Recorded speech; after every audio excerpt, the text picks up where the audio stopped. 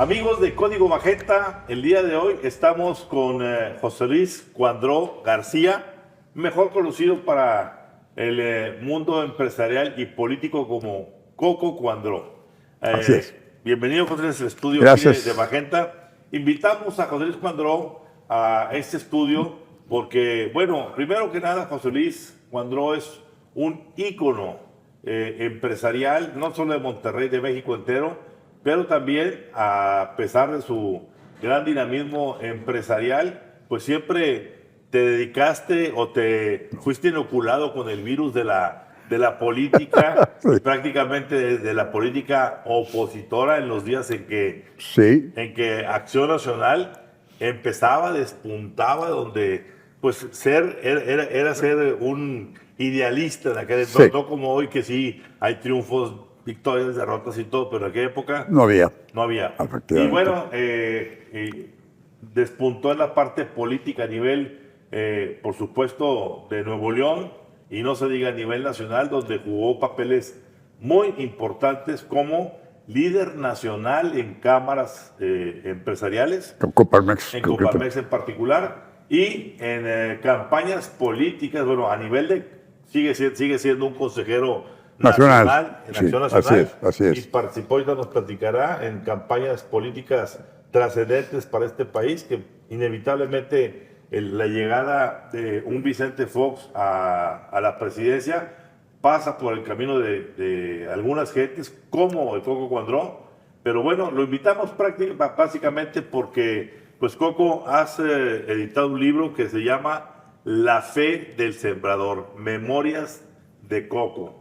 Y este libro, José Luis, platícanos, ¿qué te motivó a hacerlo? ¿Qué Bueno, fue lo mira, que trajo esto a la mesa? primero que todo, pues que he tenido una vida muy activa y muy diversa en diferentes foros económicos, políticos, sociales. Y yo tenía la costumbre desde siempre de, alguna entrevista que tenía con algún personaje, algún gobernador, algún político, algún historiador, siempre hacía notitas en un pedazo de papel, lápiz, ¿verdad? Y guardaba las notitas en pleno desorden, ¿no? O sea, sin ninguna pauta, este es de política, este es de negocio, este es de... No. Ahí guardaba la nota en un cajón y se quedaba. Y un día abrí el cajón y vi una barbaridad de notas. Y dije, caray, ¿y por qué no trato de conjuntarlas todas? A ver si aquí alimento parte de mi historia. Todavía sin pensar en libro, simplemente recrearme con, oye, ya vi mira lo que me encontré. Porque en mis notas era descriptivo de lo que pasaba en esa sesión, ¿verdad? Y no era para publicar en aquel tiempo, simplemente era para mi propio memoria, recuerdo, etc. O repaso para la siguiente junta con ese personaje también, ¿verdad? Entonces, fui acumulando notas y un día, hace 3 años, o tal vez un poco más, dije, voy a escribir, voy a tratar de armar todas estas cosas sueltas y a ver qué sale. Venía yo de una visita que hice a Praga cuando estaba recién liberada y estaban las tropas rusas a punto de invadir Praga. Bueno, Checoslovaquia, pero básicamente Praga. Y andaba yo viajando en Austria, y como siempre curioso, como siempre, ¿dónde está el barullo aquí? ¿Verdad? Me fui a la agencia de viajes y le dije, oiga, ¿cómo está Praga? Y me dice, pues usted sabe, me dice, la agencia de viajes, están los rusos a punto de entrar. ¿Pero puedo ir? Ah, sí, ¿cómo no? No, sí puede ir. Además con una ventaja. Si entran las tropas rusas, lo van a sacar gratis de ahí. No quieren testigos. Muy bien. Entonces, nos fuimos a Praga, mi mujer y yo, en un hotel que todavía existe, el Hotel Yalta. en la plaza de San Wenceslao, en el mero corazón político, social y económico de... Como la famosa convención de Yalta. ¿Verdad? Y en las tardes nos sentábamos y el Hotel Yalta tiene un cafecito que se encima a la banqueta. Y me llamaba la atención el constante paso de columnas de estudiantes, 18 años, 20 años, que habían sido educados bajo el comunismo y clamaban por la libertad, ¿verdad? Y yo decía, bueno, ¿de dónde sacan estos? Ese clamor por la libertad. Y bueno, pues luego veía las largas colas de la gente para comprar el Herald Tribune europeo. Gente también que había nacido bajo el comunismo, que había vivido bajo el comunismo. Y otra vez me preguntaban, ¿qué nos mueve?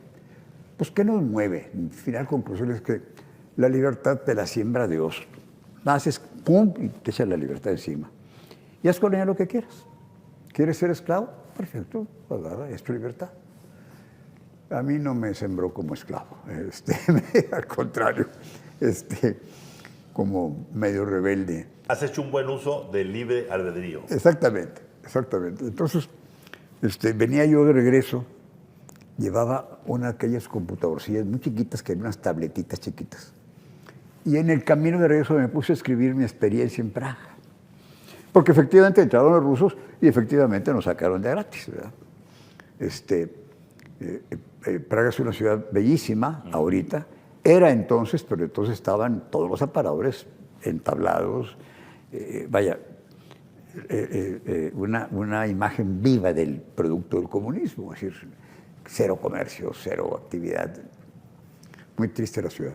Ahorita vas y es un París. Y yo comparo París y Praga y digo, pues ahí van, ¿verdad? Claro. Total, ahí empecé en el viaje a apuntar apuntes.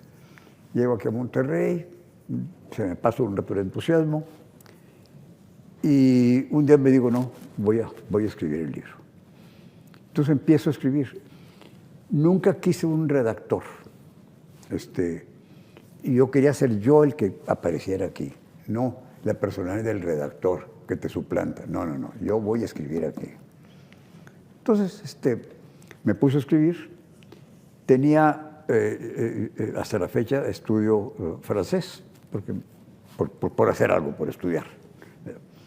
Y el maestro francés es un experto en lengua española. Él es francés de origen.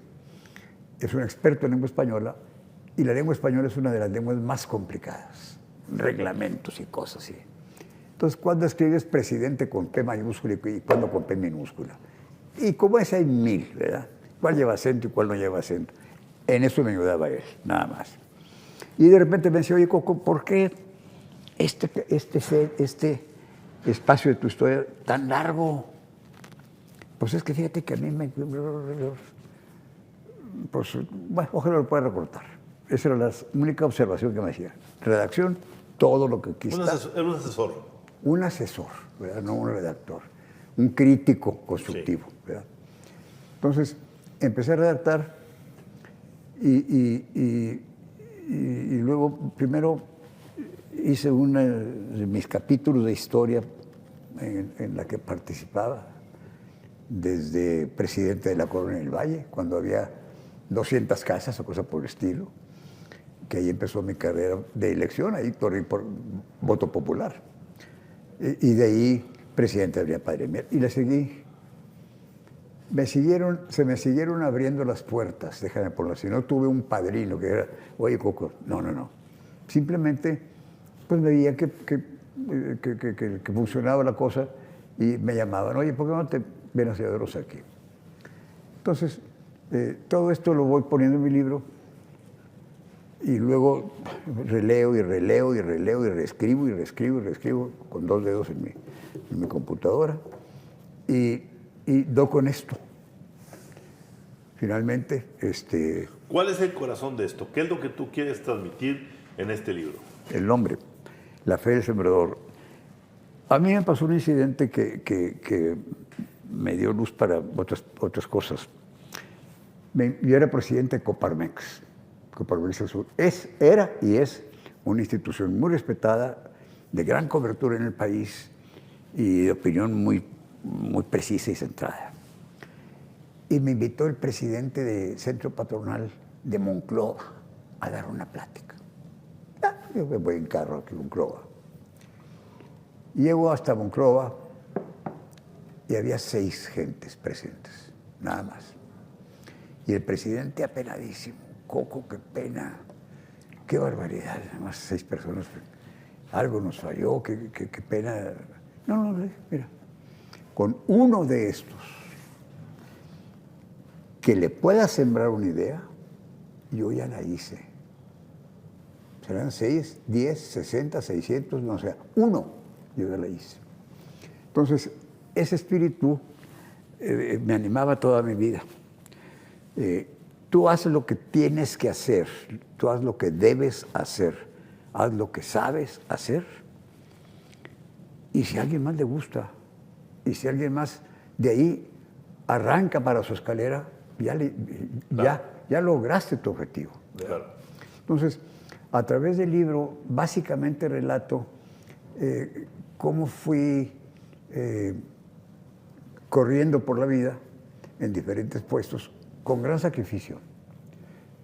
De mi familia primero, yo tengo una gran señora que me cuidó a mis 2 niños en mis grandes ausencias, y ella se hacía cargo de la pobre.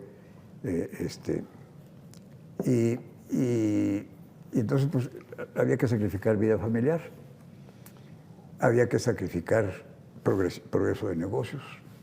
Pues si estás fuera toda la semana y el negocio acá dice caminando, pues estás mal. Pero bueno, yo escogí que yo no quería acumular grandes fortunas, pero sí quería seguir presente en el quehacer de las cosas y quería influir en el quehacer de las cosas. Y entonces por eso me mantenía activo y por eso influía en el quehacer de las cosas. O sea, pero se oye mal que yo lo diga, pero efectivamente, me enfrentaba con alcaldes, gobernadores, presidentes de la República, líderes de otras corrientes. Y yo digo enfrentaba, pero me peleaba duramente en público, nunca en lo personal. Jamás una ofensa personal. Uh-huh. Cuando muere Martínez Domínguez, te voy a poner otro ejemplo, con el que me peleé públicamente muchas veces. Cuando muere él, viene una nieta de él a entrevistarme. Y le digo yo, ¿y por qué viene a verme a mí? Y me dice, es que del PRI me dijeron que si alguien tenía un relatos de vida con don Alfonso, era usted. Entonces vine a entrevistar.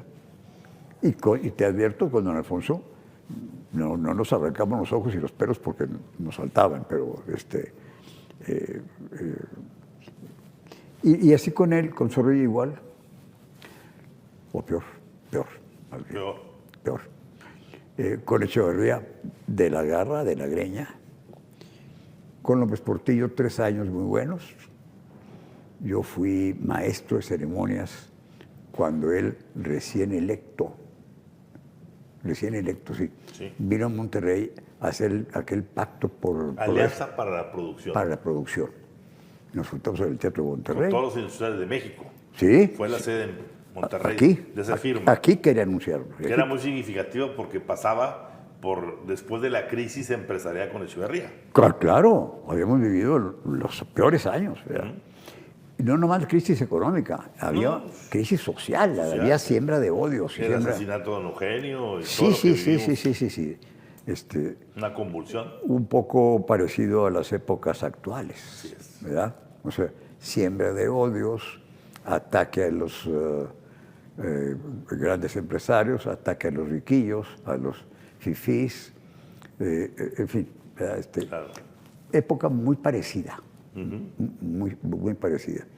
Pero Echeverría sí fue avanzando en quebrar empresas y luego quedarse con ellas, grandes empresas, algunas de ellas. O sea, prácticamente se fue apoderando de la economía y empinándola. Entra López Portillo, abrazos y besos, ahí sí. Y tú fuiste el maestro de ceremonias del evento. Del evento donde él toma la palabra, anuncia su programa de gobierno, de desarrollo, y caminamos muy bien con él, 2, 3 años. Luego entro yo a la presidencia de Coparmex. Nacional. Me habían invitado, el Consejo Electoral se llamaba. Recordemos, Coco, que en aquel entonces no había todavía Consejo Coordinador Empresarial. Coparmex era el organismo cúpula más importante. Más importante y más presente. Más presente. ¿Verdad?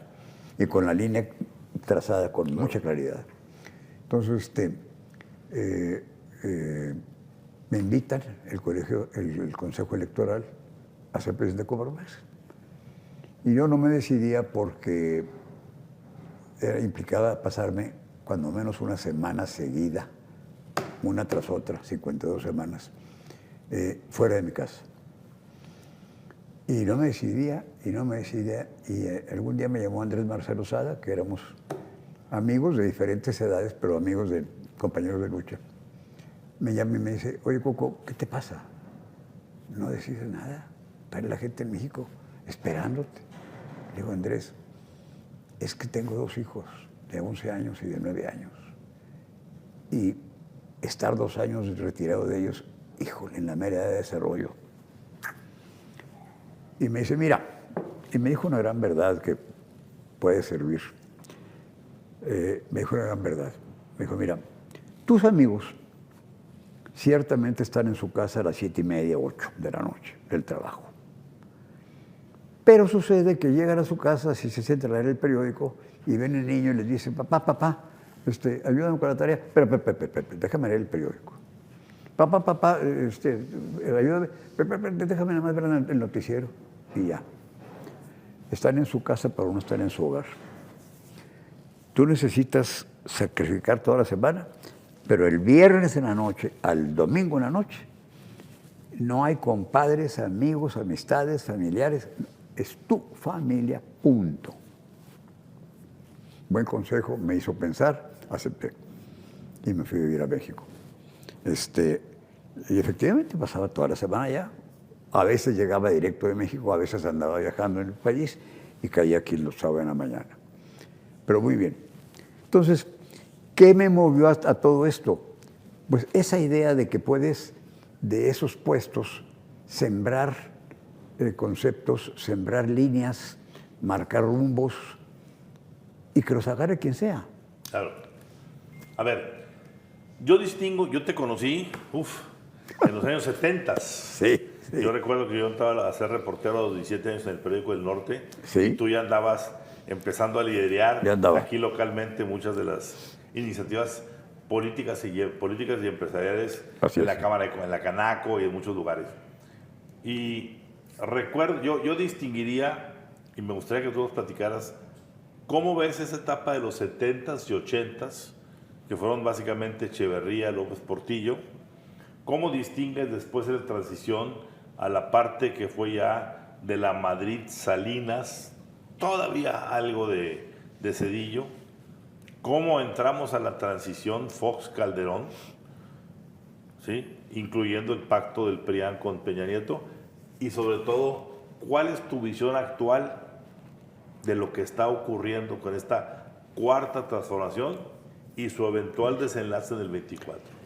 Mira, la visión del empresario activista político. Déjame decirte, yo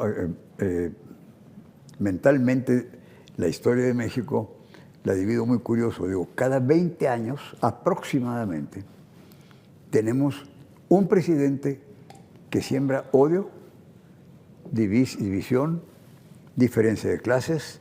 ¿Cada cuánto? 20 años.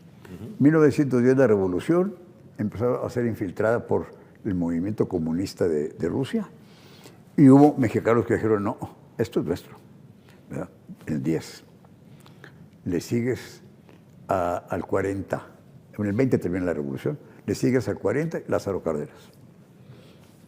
Otra vez, una tonadita no muy amigable, siembra de odios, siembra de división de clases, etc. Síguele. 60, López Mateos. La izquierda atinada izquierda dentro de la Constitución. Así es. Siembra de odios, ataque a los riquillos, etc. 7-6. 80, Echeverría. O 7-6. Casi que. Bueno, sí, Echeverría. Con su, 70. ¿verdad? Izquierda, quién sabe qué, y al comunismo. Gobierno, no sé qué banda, dictadura de gobierno.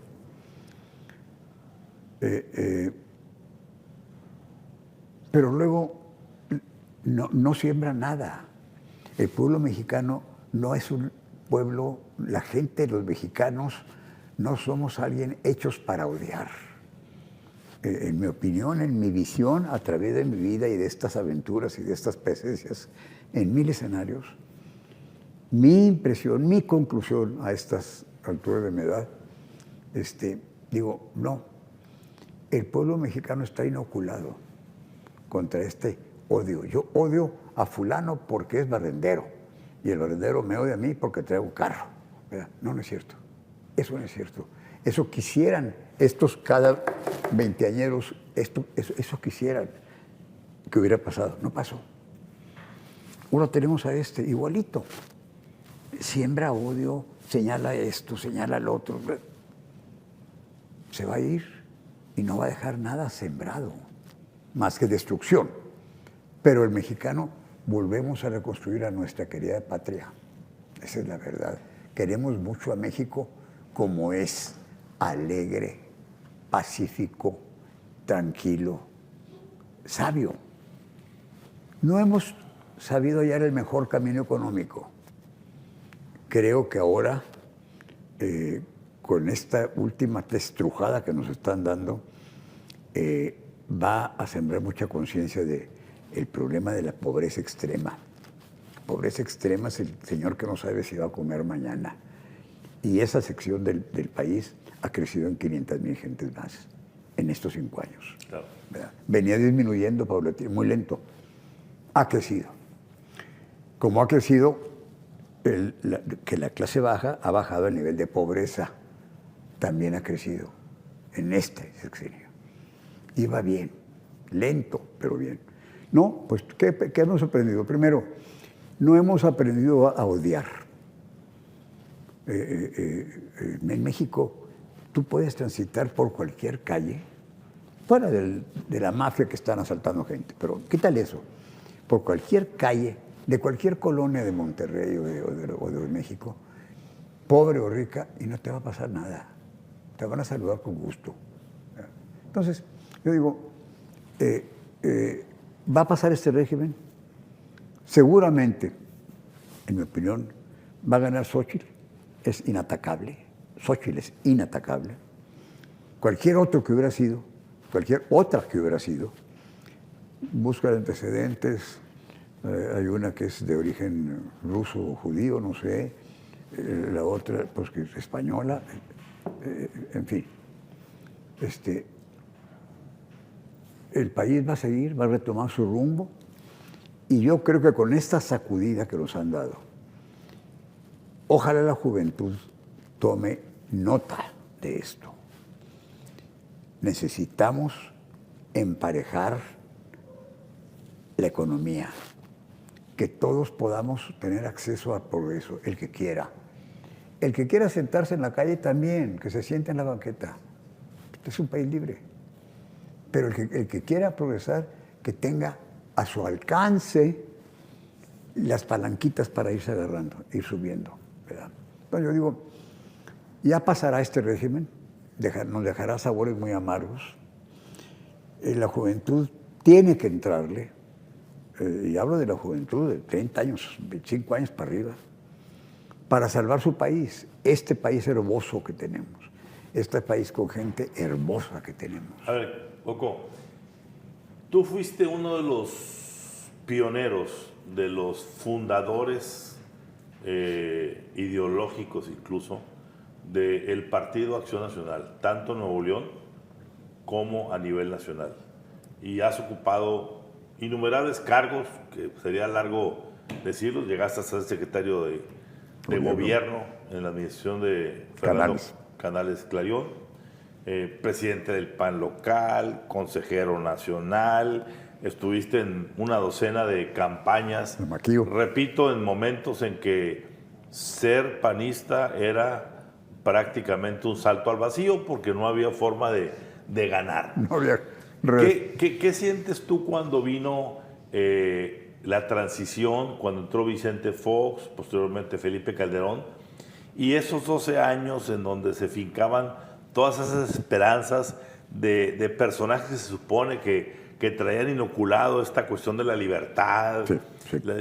Y de repente se da una enorme desilusión, primero con Vicente Fox, con toda esta entrada de Marta Sahagún y los personajes que la acompañaban, y luego viene la época de Felipe Calderón, en donde se da esta cuestión de Muriño, García Luna, la guerra contra el narcotráfico, que era finalmente para limpiar el país en favor de un cártel, etc. ¿Qué piensa un fundacionalista, por así decirlo, de Acción Nacional, de este periodo de 12 años, después de estar estando tantas décadas que llegara ese momento y que pues tan se dejó caer que al final, después de Calderón, pues volvió el PRI otra vez a los pinos? Mira, en primer lugar, yo nací cuando el PAN nació, o sea, no soy fundacionalista. Bueno, me refiero cuando ya empezó la acción electoral. Sí, y yo empecé a vivir públicamente, sí, efectivamente. Yo recuerdo haberte visto en algunas reuniones con gente de aquí de Monterrey. Tú tendrías 31 años, yo tendría 18, y ahí se estaba discutiendo cómo apoyar la campaña de José Conchello para gobernador de Nuevo León por el PAN contra Martínez Domínguez, y todo el mundo decía, ¿cómo le van a meter dinero a Conchello si Martínez Domínguez trae todo el apoyo nacional y ustedes sean por principio? Y claro, así lo hicieron durante muchos años. Sí. En aquel tiempo hubo los periodos grises de la Madrid. Fue un presidente gris. No así su hijo. Fue un presidente gris. López Portillo, 3 años extraordinarios, 3 años en desgracia, se volvió loco con el poder, se volvió loco. Salinas. Salinas, que sacudió la economía, empezó a crecer y dejó hasta acá el país endeudado. Y luego viene Zedillo, que es muy poco apreciado en la historia de México. Zedillo compuso la economía mexicana contra todo lo que se había hecho los últimos 12 o 18 años. Él dijo, estas son las reglas correctas de la economía. Y cuando él entrega el país, entrega un país con una economía tranquila, en desarrollo. Yo no me explico por qué su partido no lo quiere. Si yo fuera de su partido, hubiera puesto en el edificio central el nombre de él, porque lo sacó de la miseria. Bueno, luego viene Fox. ¿Por qué? Pues porque la gente quería cambio. Necesitamos cambio, necesitamos todos juntos armar este país. Y Fox tuvo una gran oportunidad en sus manos y creo que no la aprovechó. No digo que haya desperdiciado esos 6 años, pero ciertamente tenía la personalidad, tenía el empuje, tenía la claridad de visión cuando entró de qué hacer con este país. No lo logró. No sé qué tanto lo intentaría. Viene Calderón. Yo lo apoyé mucho a Calderón. Me parecía un hombre de pensar sensato, tranquilo, no vuelto loco con el poder. Conozco muy bien a su familia, su esposa, sus hijos. Y sin embargo se desperdicia esa oportunidad. No arranca México por el rumbo que debe andar. No arranca México por el rumbo de emparejar el piso para todos. No arranca México por el rumbo que ahora Xóchitl está proclamando. Vamos a darle oportunidad a todos a que hagan no lo dice, pero lo que ella hizo. Ella viene de abajo, por eso digo es inatacable. Dice, ¿qué le atacan? ¿Qué es indígena? Pues abusado. La mitad de la población somos indigenistas o son indigenistas. ¿Qué le atacan? ¿Que fue pobre? ¿Qué le atacan? ¿Que ahora es rica? Pues lo hizo propio. Entonces, no es inatacable, es ejemplar. Es una mujer que viene de abajo, de vender gelatinas a estudiar libros, a irse a la universidad, a fundar un negocio, a participar en política, a administrar políticamente una delegación. O sea, tienes un camino muy andado con ella, ¿verdad? Muy confiable. Yo tengo fundadas esperanzas de que lo que se siembra, lo que se ha venido sembrando, lo que ha venido sembrando ella misma, tenga resultados. Es la fe del sembrador. O sea, la gente mexicana, los mexicanos, estamos contentísimos de ser mexicanos, somos muy orgullosos de ser mexicanos. Ahí están los 40 millones de americanos allá de otro lado. Pero levanta la bandera cada vez que la sienten, ¿verdad? Entonces, oye, ese espíritu mexicano que aquí está en México, y de aquí lo exportamos a todos lados, esa alegría de ser mexicanos, ese colorido y festivo con el que celebramos cada fiesta nuestra, cada evento nuestro, y si no hay, inventamos un evento para celebrar, ¿verdad? Todo eso nos mantiene mexicanos. Y debo mencionar, y la Virgen de Guadalupe. Yo he leído la historia de la Virgen de Guadalupe y dices, esto caray, qué raro que una jovencita morenita se aparezca con un indígena y le hable en su idioma. Bueno, no hago historia en eso, simplemente lo menciono. Digo que eso a los católicos y a los no católicos nos deja una marquita. Algo hubo, ¿verdad? Algo hay, algo sigue habiendo. Entonces, yo digo, bueno, todo esto es lo que me ha movido a través de mi vida. Me he divertido muchísimo. No he hecho enemigos. Yo no sé que tenga enemigos. Y vaya que mis pronunciamientos no dejan duda de dónde estoy parado, ¿verdad? Pero respeto mucho a las personas, no a sus ideas probablemente, no a sus acciones, pero no toco a la persona. Es para mí, la persona pues es como quiere ser. Claro. Y todos tenemos alguna riqueza que aprenderle. Si no me siento con mi adversario, no voy a aprenderle las cosas buenas que sí tiene. Me tengo que sentar con él. Una última pregunta, Coco. Tú viviste el liderazgo empresarial de personajes como el Maquio Cloutier, como Basagoiti, como los Aranguren, por supuesto Andrés Marcelo Sada, Rogelio Sada, Fernando Canales, todo ese elenco, tú mismo, Alejandro Gursa, personajes de símbolos, formas distintas de hacer las cosas, pero que de una u otra manera en el momento que pasaban las cosas en los 70s, 80s y todavía en los 90s, alzaban la voz. Hoy vemos un empresariado aletargado, adormilado. Tú mismo has dicho en algunas entrevistas que al empresariado de estos días, tanto en Nuevo León como en México, les falta alzar la voz. ¿A qué te refieres con eso? Mira, los tiempos que yo viví, partes públicas, presidencias de organismos, etcétera, yo alzaba la voz porque me correspondía como presidente de una asociación decir claramente cuál era el rumbo de nuestra asociación o el rumbo de nuestro pensamiento, porque quería influir, quería sembrar. En aquel tiempo los empresarios de aquí de Monterrey eran soñadores y les interesaba sembrar. Nos sabíamos prósperos, era una entidad próspera, sabíamos exitosos, había muchas empresas de cobertura nacional y algunas que ya se asomaban al mundo, ejemplares, desarrolladores de ideas nuevas, etcétera. Entonces, eso nos impulsaba. Y no teníamos miedo a defender nuestras verdades, que ese es el punto que estás tocando. Ahorita tienen miedo. ¿Por qué? Yo creo que hay varios factores. Una es porque necesito estar en mi negocio para conducirlo al éxito, para seguirlo cuando está en el éxito.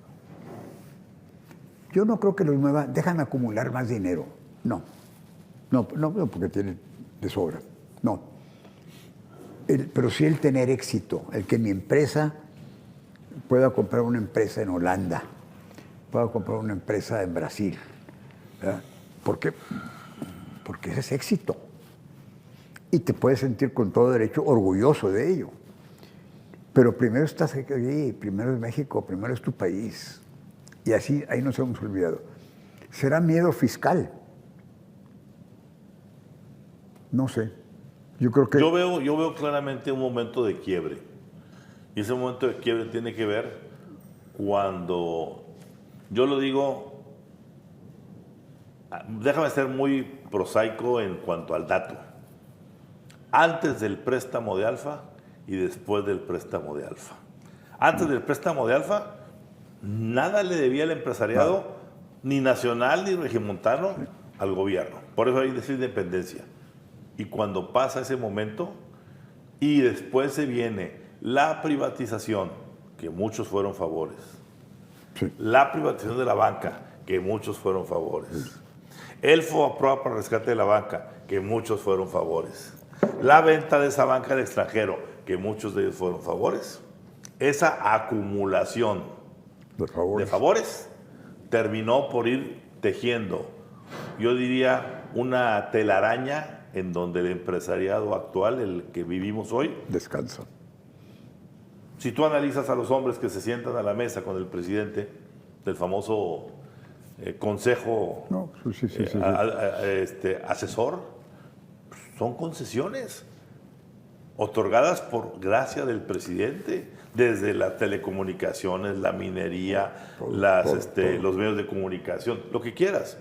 Entonces, se acabó.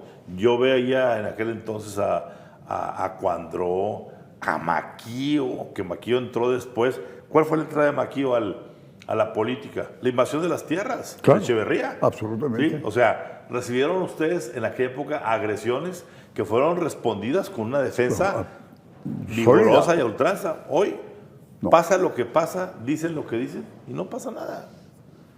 Sí, lo has dicho muy bien. Efectivamente, hemos perdido la siembra de principios sanos. Eso. Del desarrollo humano, económico y social. Así es. La siembra de principios sanos. A lo mejor lo seguimos en lo personal, los grandes empresarios.